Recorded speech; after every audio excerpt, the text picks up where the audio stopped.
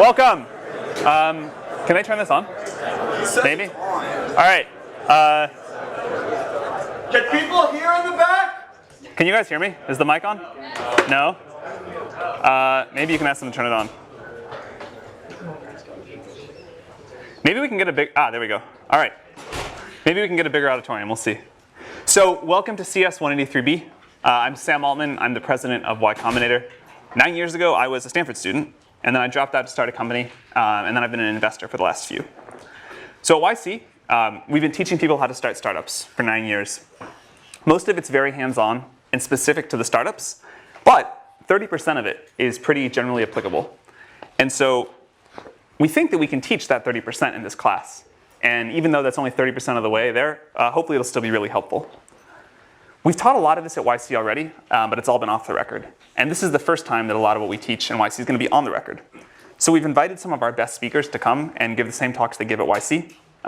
We've now funded 720 companies. And so we're pretty sure that a lot of this advice is pretty good. We can't fund every startup yet, but we can hopefully make this advice very generally available. Guest speakers are going to teach 17 of the 20 classes. I'm only teaching 3.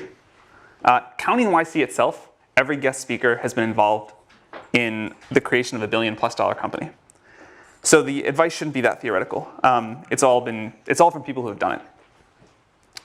All of the advice in this class is geared towards people starting a business where the goal is hypergrowth and eventually building a very large company. Much of it doesn't apply in other cases, and I want to warn people up front that if you try and do these things in a lot of big companies or non-startups, it won't work. It should still be interesting. I really do think that startups are the way of the future, and it's worth trying to understand them. But startups are very different than normal companies. So over the course of today and Thursday, I'm going to try to give an overview of the 4 areas that you need to excel at in order to maximize your chances of success at a startup. And then throughout the course, the guest speakers are going to drill into all of these in more detail. So the 4 areas. You need a great idea, a great product, a great team, and great execution. These overlap somewhat, but I'm going to have to talk about them somewhat individually to make it make sense. You may still fail. The outcome is something like idea times product times execution times team times luck, where luck is a random number between 0 and 10,000, literally that much. But if you do really well in the 4 areas you can control, you have a good chance at least some amount of success. One of the exciting things about startups is that they are surprisingly even playing field. Young and inexperienced, you can do this. Old and very experienced, you can do this too. And one of the things that I particularly like about startups is that some of the things that are bad in other work situations, like being poor and unknown, are actually huge assets when it comes to starting a startup. Before we jump in on the how, I want to talk about why you should start a startup. I'm somewhat hesitant to be doing this class at all, because you should never start a startup just for the sake of doing so. There are much easier ways to get rich, and everyone who starts a startup always says, that they couldn't have imagined how hard and painful it was going to be. You should only start a startup if you feel compelled by a particular problem, and that you think starting a company is the best way to solve it. The specific passion should come first, and the startup second. In fact, all of the big successes we have at YC followed this. So for the second half of today's lecture, Dustin Moskovitz, the co-founder of Facebook and Asana, is going to take over and talk about why to start a startup. We were so surprised by the amount of attention that this class got that we wanted to make sure we spend a lot of time on the why. Okay, so the first of the 4 areas, a great idea. It's become popular in recent years to say that the idea doesn't matter. In fact, it's almost uncool to spend a lot of time thinking about the idea for a startup. You're just supposed to start, throw stuff at the wall, see what sticks, and not even spend any time thinking about if it'll be valuable if it works. And pivots are supposed to be great. The more pivots, the better. So this isn't totally wrong. Things do evolve in ways that are difficult to predict. And there's a limit to how much you can figure out without actually getting a product in the hands of users. And great execution is at least 10 times more important and 100 times harder than a good idea. But the pendulum has swung way out of whack here. A bad idea is still bad, and the pivot-happy world that we're in today feels really suboptimal. Great execution towards a terrible idea will get you nowhere. There are exceptions, of course, but most great companies start with a great idea, not a pivot. If you look at successful pivots, they almost always are a pivot into something the founders themselves wanted, not a random made-up idea. Airbnb happened because Brian Chesky couldn't pay his rent, but he did have some extra space. In general, though, if you look at the track record of pivots, They don't become big companies. I myself used to believe ideas didn't matter that much, but I'm very sure that's wrong now. The definition of the idea as we talk about it is very broad. It includes the size and the growth of the market, the growth strategy for the company, the defensibility strategy, and so on. When you're evaluating an idea, you need to think through all these things, not just the product. If it works out, you're going to be working on this for 10 years. So it's worth some real upfront time to think through the long-term value and the defensibility of the business. Even though plans themselves are worthless, the exercise of planning is really valuable and totally missing in most startups today. Long-term thinking is so rare anywhere, but especially in startups, that it's a huge advantage if you do it. Remember that the idea will expand and become more ambitious as you go. You certainly don't need to have everything figured out in a path from here to world domination, but you really want a nice kernel to start with. You want something that can develop in interesting ways. As you're thinking through ideas, another thing that we see young founders get wrong all the time is that someday you need to build a business that's difficult to replicate. This is an important part of a good idea. I want to make this point again because it's so important. The idea should come first and the startup should come second. Wait to start a startup until you come up with an idea you feel compelled to explore. This is also the way to choose between multiple ideas. If you have several ideas that all seem pretty good, work on the one that you think about most often when you're not trying to think about work. But we hear again and again from founders that they wish they had waited to start a startup until they came up with an idea that they really loved. Another way of looking at this is that the best companies are almost always mission-oriented. It's difficult to get large groups of people to the extreme levels of focus and productivity that you need for a startup to be successful, unless the company feels like an important mission. And it's usually really hard to get that without a great founding idea. A related advantage of mission-oriented ideas is that you yourself will be dedicated to them. It takes years and years, usually a decade, to create a great startup. If you don't love and believe in what you're building, you'll likely to give up at some point along the way. There's no way I know of to get through the pain of a startup without belief that the mission really matters. A lot of founders, especially students, believe that their startup's only going to take 2 or 3 years, and then after that they'll work on what they're really passionate about. That almost never works. Good startups usually take 10 years. A third advantage of mission-oriented companies is that people outside the company are more willing to help you. You'll get more support on a hard, important project than a derivative one. When it comes to starting startups, in many ways it's easier to start a hard startup than an easy startup. This is one of those counterintuitive things that takes people a long time to understand.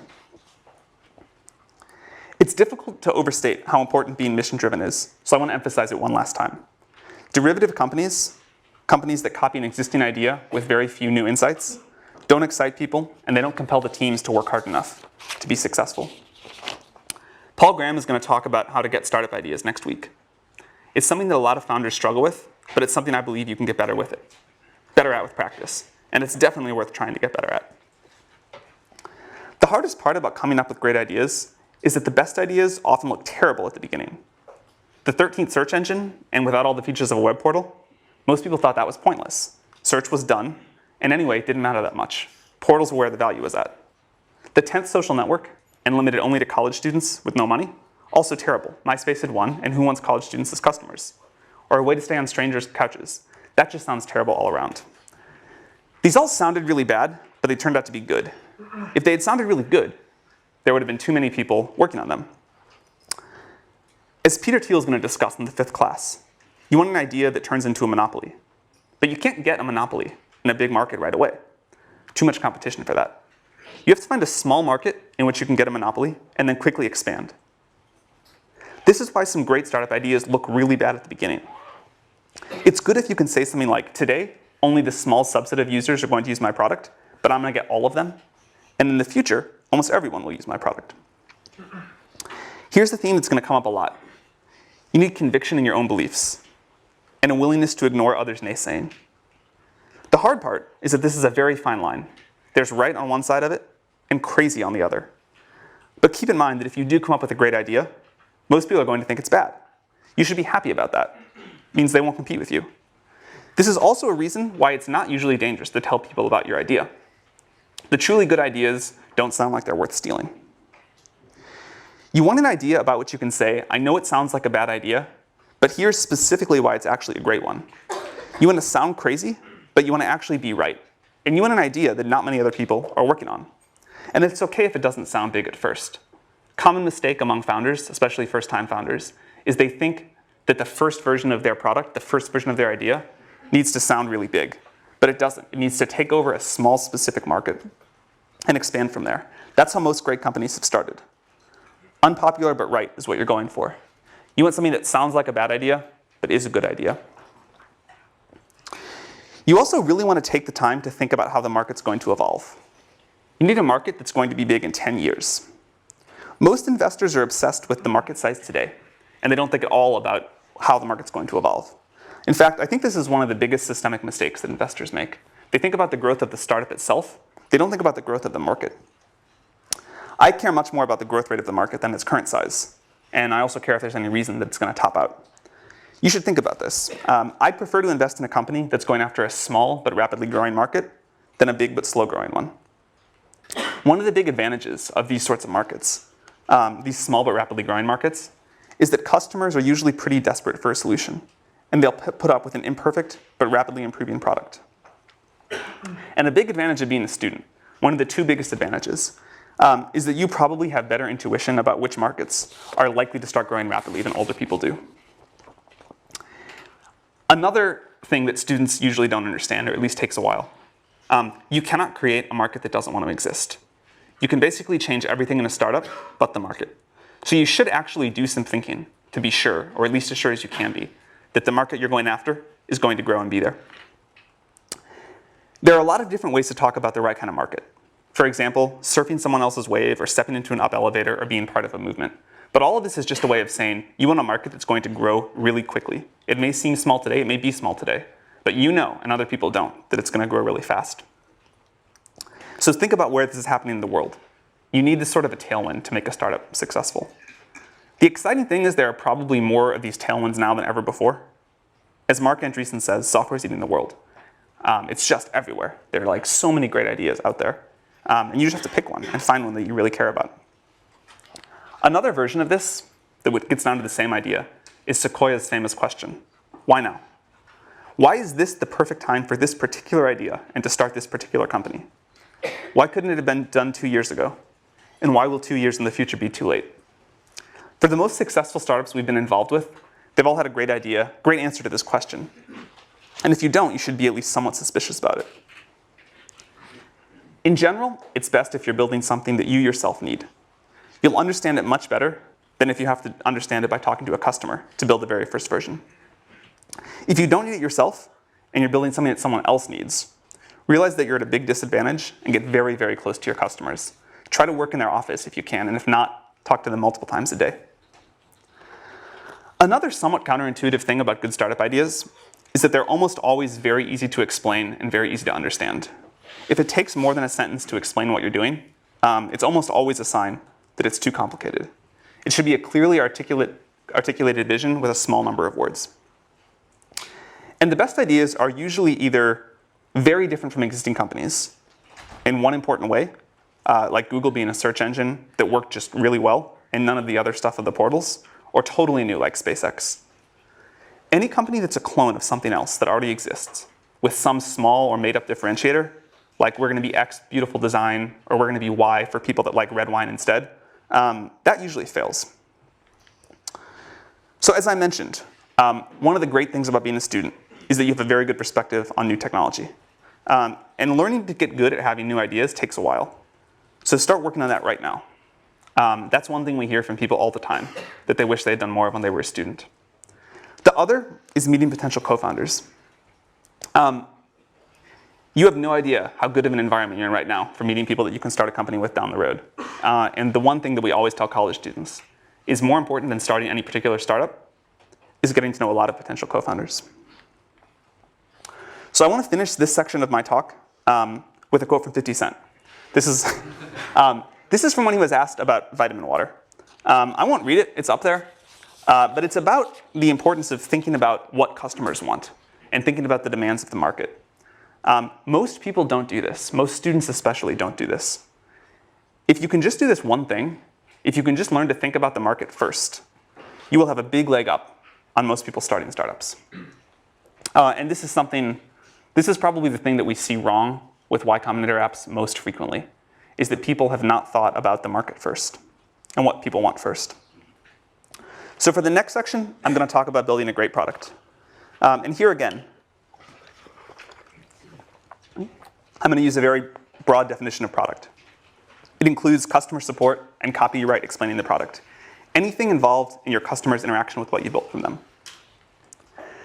To build a really great company, you first have to turn a great idea into a great product. This is really hard, but it's crucially important, and fortunately, it's pretty fun.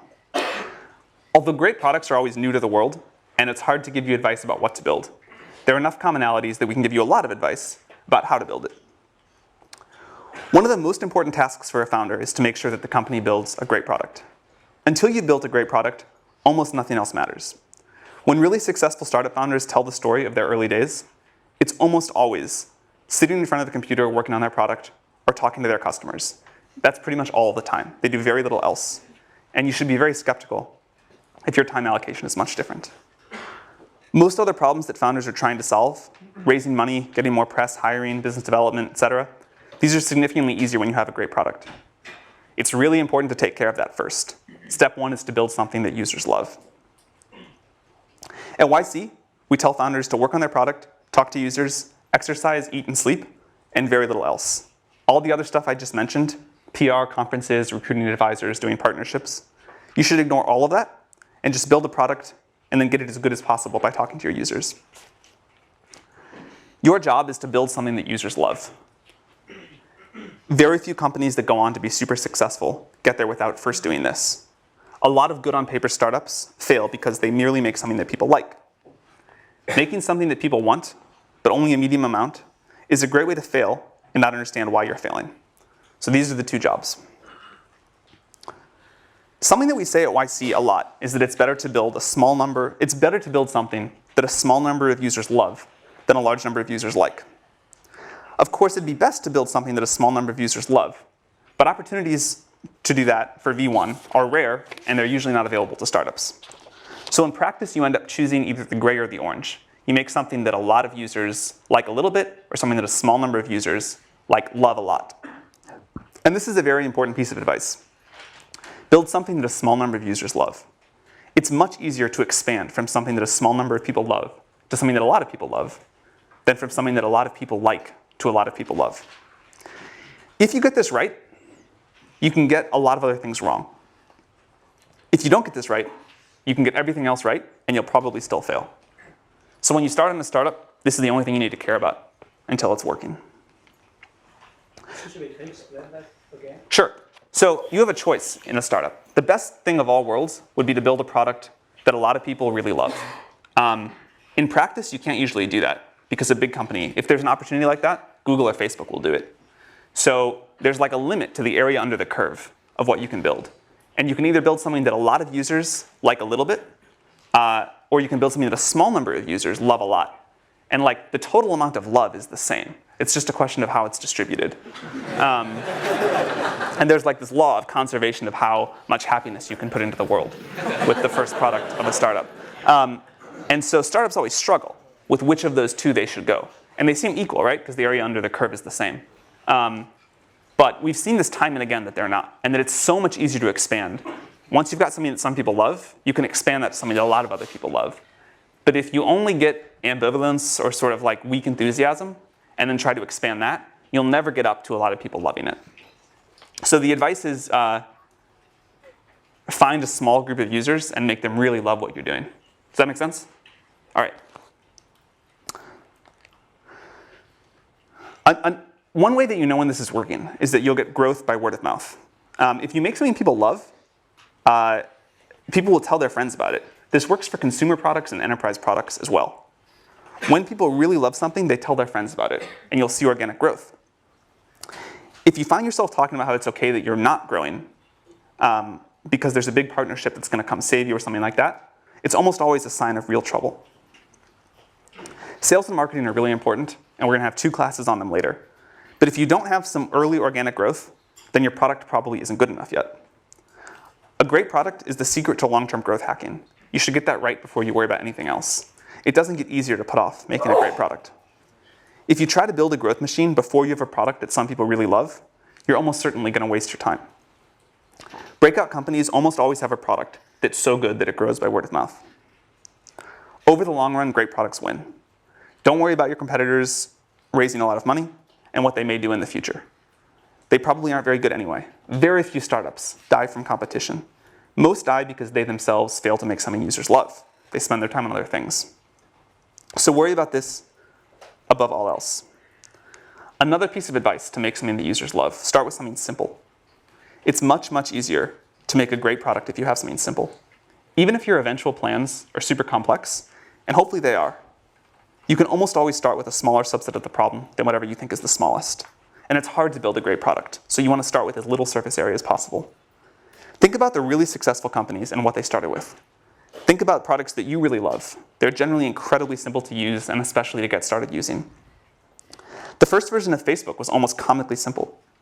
The first version of Google was just an ugly web page with a text box and 2 buttons, but it returned the best results, and that's why users loved it. The iPhone is far simpler to use than any smartphone that ever came before it, and it was the first one that people really loved.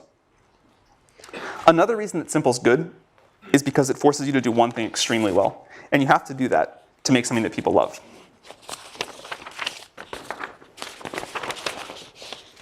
The word fanatical comes up again and again when you listen to successful founders talk about how they think about their product. Founders talk about being fanatical in the way they care about the quality of the small details, fanatical in getting the copy that they use to explain the product just right, and fanatical in the way they think about customer support. In fact, one thing that correlates with success among the YC companies is the founders that hook up PagerDuty to their ticketing system, so that even if a user emails in the middle of the night when the founders are asleep, they still get a response within an hour. Companies actually do this in the early days. These founders feel physical pain when the product sucks and they want to wake up and fix it. They don't ship crap, and if they do, they fix it very, very quickly.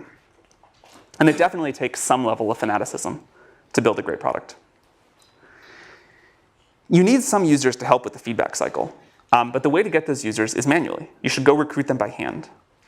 Don't do things like buy Google Ads in the early days to get initial users. You don't need very many. You just need ones that will give you feedback every day and eventually love your product. So instead of trying to get them on Google AdWords, just find a few people in the world that will be good users, recruit them by hand.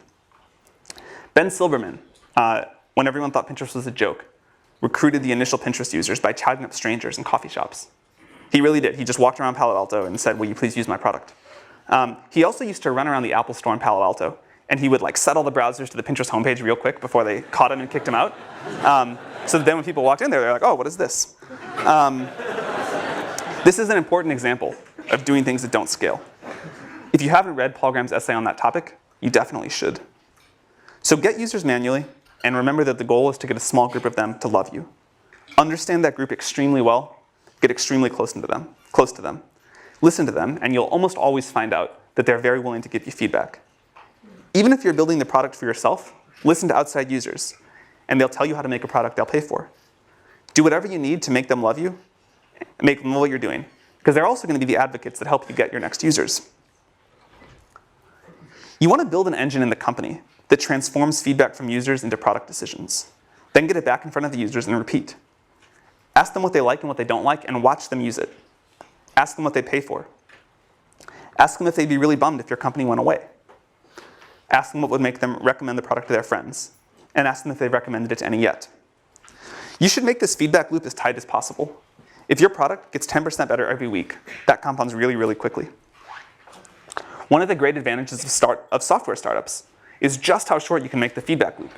It can be measured in hours, and the best companies usually have the tightest feedback loops. You should try to keep this going for all of your company's life, but it's really important in the early days. The good news is that all of this is doable. It's hard, it takes a lot of effort, but there's no magic. The plan is at least straightforward, and you will eventually get to a great product. Great founders don't put anyone between themselves and their users. The founders of these companies do things like sales and customer support themselves in the early days. It's critical to get this loop embedded in the culture. In fact, a specific problem that we always see with Stanford startups for some reason is that the students try and hire sales and customer support people right away. And you've got to do this yourself. It's the only way. You really need to use metrics to keep yourself honest on this. It really is true that the company will build whatever the CEO decides to measure. If you're building an internet service, ignore things like total registrations. Don't talk about them. Don't let anyone in the company talk about them. and look at growth in active users, activity levels, cohort retention, revenue, net promoter scores, these things that matter, and then be brutally honest if they aren't going in the right direction. Startups live on growth. It's the indicator of a great product. So this about wraps up the overview on building a great product. I want to emphasize again that if you don't get this right, nothing else we talk about in the class will matter. You can basically ignore everything else that we talk about until this is working well. On the positive side, this is one of the most fun parts of building a startup. So I'm going to pause here. I'll pick back up with the rest of this on Thursday. And now we're going to have Dustin talk about why you should start a startup. Thank you for coming, Dustin. Sure. But yeah, so Sam asked me to talk about why you should start a startup. There's a bunch of reasons you might have. And there's a bunch of common reasons that people have that I hear all the time for why you might start a startup. It's important to know like what reason is yours, because some of them only make sense in certain contexts. Some of them will actually like lead you astray. You may have been misled by the way that Hollywood or the press likes to romanticize entrepreneurship. So I want to try and like illuminate some of those potential fallacies so you guys can make the decision in a clear way. And then I'll talk about the reason I like best for actually starting a startup. It's very related to a lot of what Sam just talked about. But surprisingly, I don't think it's the most common reason. Usually people have one of these other reasons, or they just want to start a company for the sake of starting a company. So the four common reasons, just to enumerate them, are it's glamorous, you'll get to be the boss, you'll have flexibility, especially over your schedule, and you'll have the chance to have bigger impact and make more money than you might by joining a later stage company. So, okay, you guys are probably pretty familiar with this concept. When I wrote the Medium post, which a lot of you guys read a year ago, I felt like the story in the press was a little more unbalanced. Entrepreneurship just got romanticized quite a bit. The movie The Social Network came out, had a lot of sort of like bad aspects of what it's like to be an entrepreneur, but mainly sort of painted this picture of like there's a lot of partying and you kind of move from like one brilliant insight to another brilliant insight, and really made it seem like this like really cool thing to do. And I think the reality is just not quite so glamorous. There's there's an ugly side to being an entrepreneur, and also just more importantly, what you're actually spending your time on is just a lot of hard work. Sam mentioned this, but you're basically just sitting at your desk, heads down, focused, answering customer support emails, doing sales, figuring out hard engineering problems. So it's really important that you kind of like go in with eyes wide open. And then also it's really quite stressful. This has been a popular topic in the press lately. The Economist actually ran a story just last week called like Entrepreneurs Anonymous, and shows like a founder kind of like hiding under his desk and talking about like founder depression. So this is like a very real thing. Like, let's be real. If you start a company, it's going to be extremely hard. Why is it so stressful? So a couple reasons. One is you've got a lot of responsibility. People in any kind of career have fear of failure. It's kind of just like a dominant part of the psychology. But when you're an entrepreneur, you have fear of failure on behalf of yourself and all of the people who decided to follow you. So that's really stressful. In some cases, these people are depending on you for their livelihood. Even when that's not true, they've decided to devote the best of your years of their life to following you. And so you're responsible for the opportunity cost of their time. So that's a big deal. And you're always on call if something comes up. Maybe not always at 3 in the morning, but for some startups that's true. But if something important comes up, you're going to deal with it. That's kind of the end of the story. Doesn't matter if you're on vacation. Doesn't matter if it's the weekend. You kind of always got to be on the ball and always be in a place mentally where you're prepared to deal with those things. And then a sort of special example of that or of this kind of stress is fundraising. So seen from The Social Network, this is us partying and working at the same time, and somebody's spraying champagne everywhere. So The Social Network spends a lot of time kind of painting these scenes. Mark's not in the scene. The other thing they spend all their time on is kind of like painting him out to be a huge jerk. This computer? Yeah. Oh. Okay, so this is an actual scene from. See, I'm going to move this just a little. Oh no. This will work. This will work. Okay. On the PDF as well. Yeah. Okay. Okay, cool. This is an actual scene from Palo Alto.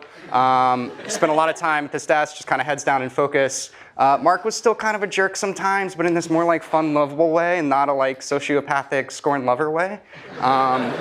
So this is him like signaling his intention to just be focused and keep working, not be social. So then there's also the scene sort of demonstrating the like brilliant insight moment. It's kind of like straight out of A Beautiful Mind. They literally stole that scene. So they like to paint it as you just kind of like jump from one of these moments to the other moment with like parting in between. But really, we're just at that table the whole time. So interestingly, if you compare this to the other photo, Mark is in the exact same position, but he's wearing different clothes. This is definitely a different day. So cool. So that's what it's actually like in person. And I just covered this bullet up here. This is the economist article I was talking about a second ago. So another form of stress is just like unwanted media attention. So part of it being glamorous, you get some positive media attention sometimes. It's nice to be on like the cover of Time and like be the person of the year. It's maybe a little less nice to be on the cover of People with like one of your wedding photos. Depends who you are. Some people would like that. I'd really hate it. But when Valleywag analyzes your lecture and just tears you apart, like you definitely don't want that. Nobody wants that. And then one thing I almost never hear people talk about is you're just a lot more committed. So if you're an employee of a startup and things are stressful, it's not going well, you're unhappy, you can just leave. For a founder, you can leave, but it's very uncool, pretty much a black eye on the rest of your career. And so you really are committed. For 10 years if it's going well, probably more like 5 years if it's not going well. So 3 years to figure out that it's not going well, and then if you find like a nice landing for your company, another 2 years at the acquiring company. And if you leave before that, again, it's not only going to harm yourself financially, it's going to harm all your employees, so you pretty much don't. So if you're lucky and you have a bad startup idea, you fail quickly, but most of the time it's not like that. All right, moving right along. And I should say, I've had a lot of this stress in my own life, especially in the early years of Facebook. I just got really unhealthy. I wasn't exercising, had a lot of anxiety, actually like throughout my back, like almost every 6 months, like when I was like 21, 22, which is like pretty crazy.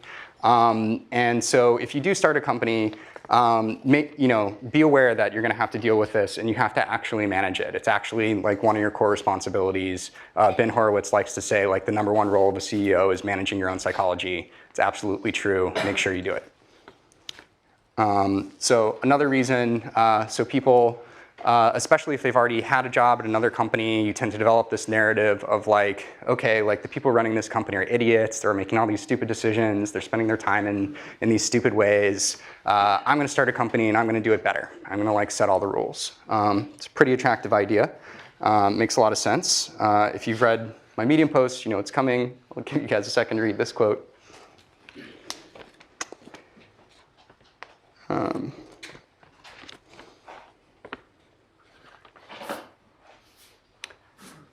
Cool. So this really resonates with me. And one thing I'd point out is, the reality of these decisions is pretty nuanced. The people you thought were idiots probably weren't idiots. They probably just had like a really difficult decision in front of them, and people pulling them in multiple directions. So the most common thing I have to spend my time on and focus my energy on as a CEO is like the problems that like other people are bringing to me, the other priorities that people create. And it's usually in the form of a conflict. People want to go in different directions, or like customers want different things. And like I might have my own opinion about that, but really the game I'm playing is like, who do I disappoint the least? And like just trying to like navigate all these difficult situations. And even on a day-to-day basis, I might come in on Monday and like have all these grand plans for like how I'm going to improve the company and what I'm going to spend my time on. But then if like an important employee is threatening to quit, that's what I'm spending my time on. That's my #1 priority. So a subset of you're the boss is you have flexibility. You have control over your own schedule. This is a really attractive idea. So here's the reality, another Phil Liven quote. So this really resonates with me as well. And some of the reasons for this, again, you're always on call. So maybe you don't intend to work all parts of the day, but you might not get to control which ones. You're a role model. This is super important. So if you're an employee of a company, You might have some good weeks, you might have some bad weeks, some weeks when you're low energy, maybe you want to take a couple extra days off. That's really bad if you're an entrepreneur. Like your team will really signal off what you're bringing to the table. And so if you take your foot off the gas, so will they. You're always working anyway. So if you're really passionate about an idea, it's just going to like pull you to keep working on it. If you're working with great investors, you're working with great partners, they're going to want to be working really hard. They're going to want you to be working really hard. And again, you're going to want to work really hard. So some companies like to tell the story about you can have your cake and eat it too. You can have like 4-day work weeks maybe. If you're Tim Ferriss, maybe you can have a 12-hour work week. It's a really attractive idea. And it does work in a particular instance, which is if you want to like actually have a small business or go after a niche market, then you're a small business entrepreneur. That makes total sense. But as soon as you get past like 2 or 3 people, you really need to step it up and be full-time committed. Cool. So this is the big one. So this is the one I hear the most, especially like candidates applying to Asana. They tell me, I'd really like to work for a much smaller company or start my own because then I have a much bigger slice of the pie. I'll have much more impact on how that company does, and I'll have more equity, so I'll make more money as well. So let's examine when this might be true. So I'll explain these tables. They're a little complex, but let's focus on the left first. So this is just explaining Dropbox and Facebook. These are their current valuations. And this is how much money you might make as employee number 100 coming into these companies, especially if you're like a relatively experienced engineer, like you have like 5 years of industry experience. You're pretty likely to have an offer that's around 10 basis points. So if you joined Dropbox a couple years ago, the upside you'd have already locked in is about 10 million. There's plenty more growth from there if you believe in the company. If you joined Facebook a couple years into its existence, you made $200 million. This is a huge number. And if you, even if you joined Facebook as employee number 1,000, so you joined it in like 2009, you still made $20 million. That's a giant number. And that's how you should be benchmarking when you're thinking about what might I make as an entrepreneur. So moving over to the table on the right, these are 2 theoretical companies you might start. So Uber for pet sitting, pretty good idea.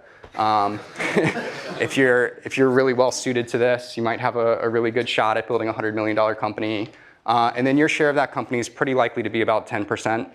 This certainly fluctuates. Some founders have a lot more than this, some have a lot less. But after multiple rounds of dilution, multiple rounds of option pool creation, you're pretty likely to end up about here. If you have more than this, I'd recommend Sam's post on like the equity split between founders and employees. You probably should be giving out more. So basically, if you're extremely confident about building this $100 million business, which is a big ask, it should go without saying that you should have a lot more confidence in Facebook in 2009 or Dropbox in 2014 than you might for a startup that doesn't even exist yet. Then this is worth doing. So if you have a $100 million idea and you're pretty confident you can execute it, I would consider that. If you think you're the right entrepreneur to build Uber for space travel, that's a really huge idea, $2 billion idea. You're actually going to have a pretty good return for that. You should definitely do that. This is also only the value after 4 years, and this idea probably has legs. So definitely go after that. If you're thinking of building that, you probably shouldn't even be in this class right now. You should just go and build that company. So why is this financial reward and impact? I really think that financial reward is very strongly correlated with the impact you have on the world. If you don't believe that, let's talk through some specific examples and not think about the equity at all. So why might joining a late stage company actually provide you a lot of impact? You get this force multiplier. They have an existing massive user base. If it's Facebook, it's 1 billion users, or if it's Google, it's 1 billion users. They have existing infrastructure you get to build on. That's also increasingly true for new startups, thanks to like AWS and all these like awesome independent service providers. But you usually get some like proprietary technology and it's all maintained for you. It's a pretty great place to start. And you get to work with a team and they'll help you just leverage your idea into something great. So a couple specific examples. Brett Taylor came into Google as around employee number 1,500, and he invented Google Maps. This is a product you guys probably use every day. I used it to get here, and it's used by hundreds of millions of people all around the world. Didn't need to start a company to do that. did happen to get a big financial reward, but the point is you had massive impact. My co-founder, Justin Rosenstein, joined Google a little later after Brett. He was a PM there, and just as a side project, he ended up prototyping Chat, which used to be a standalone app, as integrated into Gmail, like you see it in the upper right there. And before he did that, like people didn't even think you could do chat over Ajax or chat in the browser at all. And he just kind of like demonstrated it and showed it to his team, and then they made it happen. And again, this is probably a product most of you use maybe every day. And then perhaps even more impressively, shortly after that, JR left. He became employee round number 250 at Facebook, and he led a hackathon project along with people like Andrew Bosworth and Leah Pearlman to create the like button. So this is one of the most popular elements anywhere on the web, totally changes how people use it. And again, didn't need to start a company to do it, and almost certainly would have failed if he had tried, because he really needed the distribution of Facebook to make it work. So important to keep in mind the context for what kind of company you're trying to start, and like where will you actually be able to make it happen. So what's the best reason? So Sam already talked about this a little bit, but basically you can't not do it. You're super passionate about this idea. You're the right person to do it. You've got to make it happen. So how does this break down? So we're getting close to the end here. Am I doing that time? Cool. Sweet, perfect. This is sort of like a wordplay. You can't not do it in two ways. One is you're so passionate about it that you have to do it. You're going to do it anyway. And this is really important because you'll need that passion to get through all of those like hard parts of being an entrepreneur that we talked about earlier. You'll also need it to effectively recruit. Candidates can smell when you don't have passion, and there are enough entrepreneurs out there who do have passion that they may as well work for one of those. So this is sort of like table stakes for being an entrepreneur.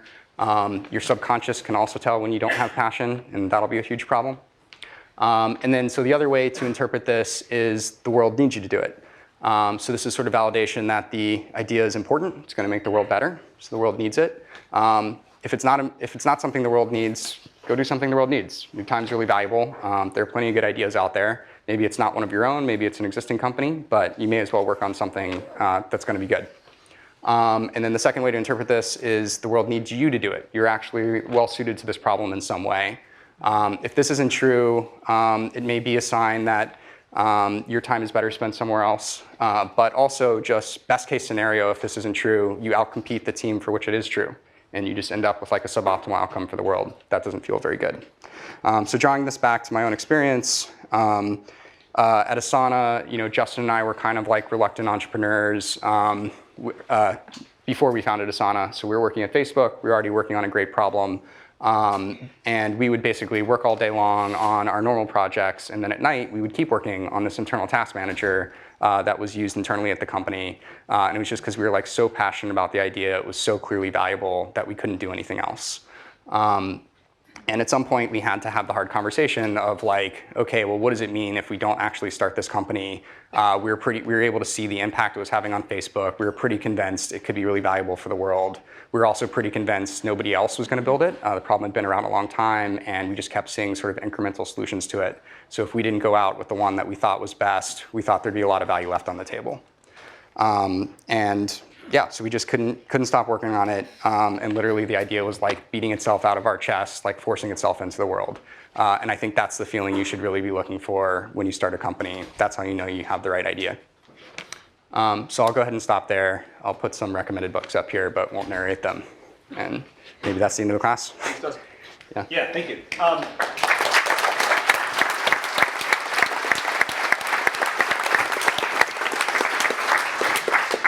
Maybe Dustin can stick around for a few minutes if you have questions for him. And see you Thursday. Thank you.